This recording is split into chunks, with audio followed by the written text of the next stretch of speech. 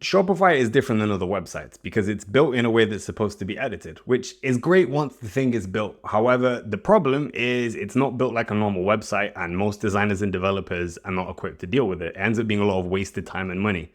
In short, you can reduce build time by up to 50% just by understanding the platform and building things appropriately. And 50% is a real number. I didn't pull that out of my ass. I've seen it done. I've done it myself. My name is Isaac, previous tech lead of a 500 million D2C brand and CTO of a funded startup. And I'm going to be going over 3 main points. Number 1, overview of Shopify. This is just important to understand the context and the technicals. Number 2, deliverables and SOPs for your designers and developers. And 3, how to bring it all together and save yourself time and money. So number 1, overview of Shopify technicals. Shopify is a CMS that stands for Content Management System. It means it's not really a site, it's more a content builder. You define sections on Shopify, and these are basically content containers, and you can add settings and you can place them wherever you want. That is 80% of what you need to know about Shopify unless you are doing the code. So hopefully you already knew that. If you can structure your development as sections instead of pages, you can sometimes half the build time, and you can also give yourself tools to build as many pages as you'd like. For example, if you have a page with a carousel and a CTA and content, you can put them in any order that you want, and you can put them on any page you want. It gives you, in theory, unlimited options. The problem is most designers are not technical enough to design in this way. Senior designers will be, or design engineers, which is kind of like the Venn diagram of when the designers become a little bit more developers, but they are more expensive and they are hard to find. Designers will want to optimize for what looks good, naturally, as designers. However, everything that is designed is meant to be built. So not designing for the engineering is kind of an anti-pattern. The goal of this video is to equip you with getting the most Shopify optimized design, and then using that to give to the engineers to get the most Shopify optimized roadmap. If you do it correctly, it will save time, it will save money. 2, structuring deliverables and SOPs with designers and developers. So I'm going to be giving you a list of things you need to ask for from your designer, whether that's in the design brief or you just have a call and explain these things. There's a list that you need to include, and it's going to make your developers' time so much easier.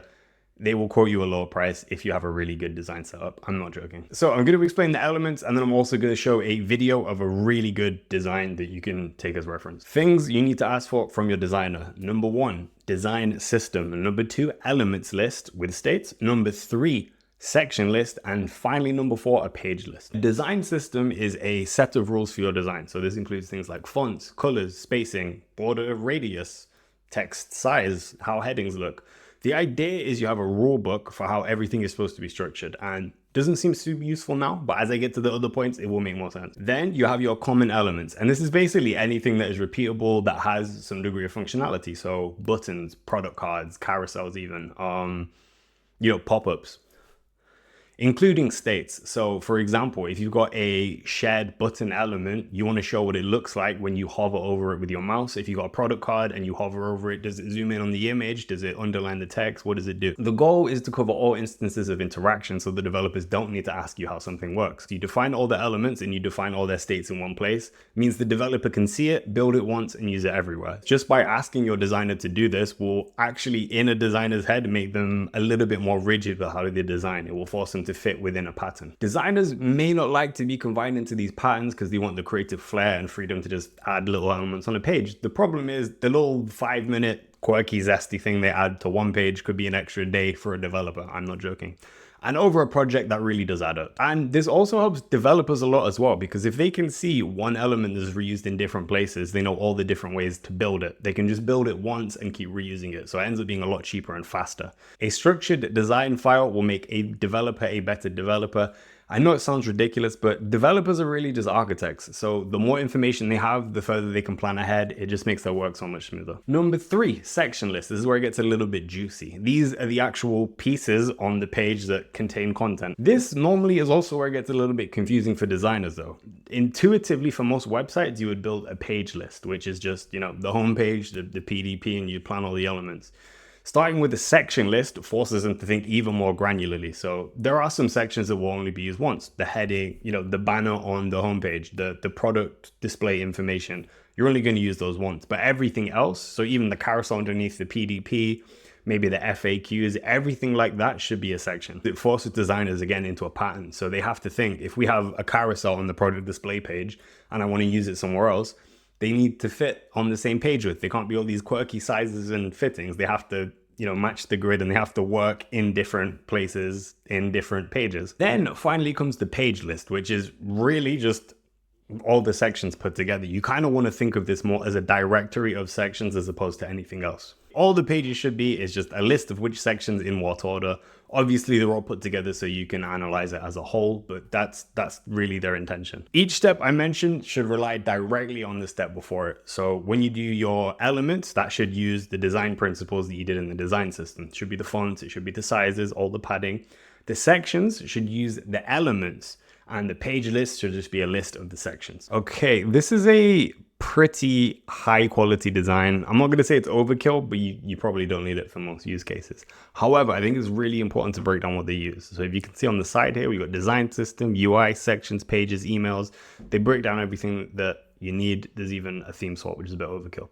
Anyway, look, as you can see, you got the primary button. There's the state of it being normal, outlined, hovered, disabled. These are two different button types on all the states. So if a developer has this and he needs to build a button, he actually knows how it needs to look. So this is the primary button. This is what it's like when it's hovered. This is what it's like when it's disabled. And this is what it looks like when it loads. There's even got size differences as well, which is great because now you can take font size and the padding. Then you've got, you've got all the different variants, some code, icons, super important as well. Checkboxes, counters, so variant selectors, anything like that. Even notes on how they operate is super useful as well. And as you can see, you just kind of got everything you need. You got your filters. If you have something like this, you can imagine how easy it is to then start adding these elements into sections, right? Because you have product cards. So if you have a carousel, this is where the product cards are. So if we actually do then get into the, I'm going to skip UI. If we get into these sections, you can see how they're built. An assurance section, which has the desktop version and the mobile version, just a normal center text section, desktop and mobile, collection cards. Yeah, very simple stuff. And by breaking it down here, super easy to see what's going on. Marquees, and then where it will probably all start making sense is on pages. So, you've got the curated page and all of these if I double click them, they should link to, they should link to the sections. That'd be easier. But these are all made, we saw that section just before the assurance section. This is just a collection of all the sections that were before it, which makes everything a ton easier for a developer to build. So a developer would get this file, they'd have a look at all the pages to kind of understand it, but then they could just quote everything based on the sections. And this is really what you'd want them to do. You'd want them to quote you based on the sections. Number 3, how it all comes together. If you give a designer this list of requirements, I promise you they will come out with a 100% more Shopify optimized design. And then it's really simple to give to an engineer as well. They've kind of got everything that they need. They've got the sections, they've got the design patterns. It's all good. This is great for 2 reasons. 1, it gives you more flexibility of how you work with the developers. And number 2, it means they're less likely to ask you questions on functionality or how things work. Designers, you'd normally pay them in a flat rate, but for this type of project, you can now pay Shopify developers like hourly or something like that, and you can order it by the sections. So instead of asking them to build out the pages, you can say, hey, can you build out these sections?